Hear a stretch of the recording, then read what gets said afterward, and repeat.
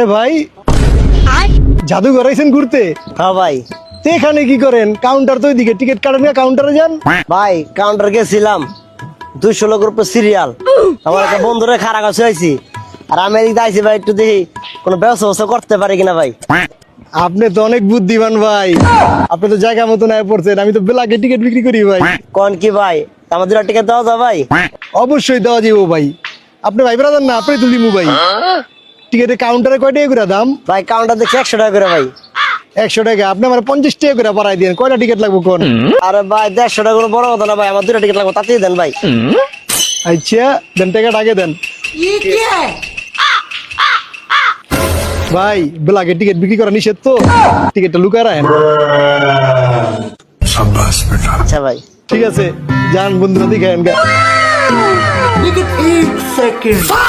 শালায় করলো ঠিক আমারে, সিটিং বাসের টিকিট দেওয়া দিল।